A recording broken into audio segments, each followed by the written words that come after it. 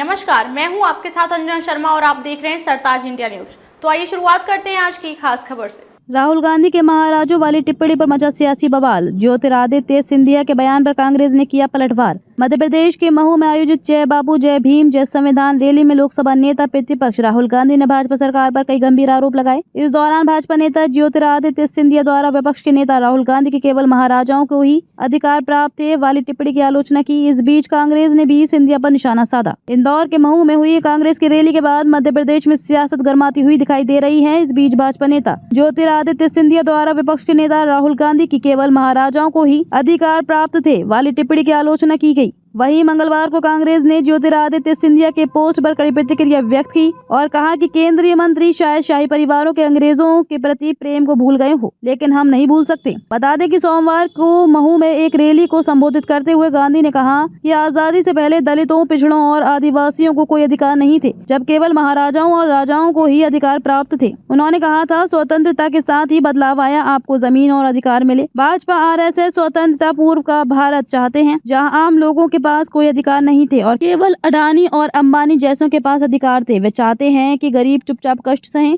और सपने ना देखें, जबकि देश अरबपतियों द्वारा चलाया जा रहा है। सिंधिया ने राहुल गांधी पर हमला बोलते हुए कहा कि संविधान को अपनी पॉकेट डायरी मानने वाले नेता राहुल गांधी द्वारा आजादी से पहले भारत के राजघरानों की भूमिका पर दिया गया बयान उनकी संकीर्ण सोच और समझ को उजागर करता है। सिंधिया ने सोमवार रात एक्स पर अपने पोस्ट में कहा, सत्ता और पद की भूख में वे भूल गए हैं कि इन राजघरानों ने ही सालों पहले भारत में समानता और समावेशी विकास की नींव रखी थी। 2020 में कांग्रेस छोड़कर भाजपा में शामिल हुए सिंधिया ने कहा कि वे भूल गए हैं बड़ौदा महाराजा सयाजी राव गायकवाड़ ने हमारे संविधान निर्माता बाबा साहेब अम्बेडकर को शिक्षा प्राप्त करने के लिए वित्तीय सहायता प्रदान की थी। छत्रपति शाहू जी महाराज ने 1902 में देश के बहुजनों को पहली बार अपने शासन में 50% आरक्षण देकर सामाजिक न्याय की नींव रखी थी। भाजपा नेता ने कहा कि पिछड़े वर्गों को शैक्षणिक रूप से सशक्त बनाने के लिए ग्वालियर के माधव महाराज प्रथम ने पूरे ग्वालियर चंबल में शिक्षा और रोजगार केंद्र खोले थे। उन्होंने आरोप लगाया कि कांग्रेस ने ही तानाशाही विचारधारा को जन्म दिया।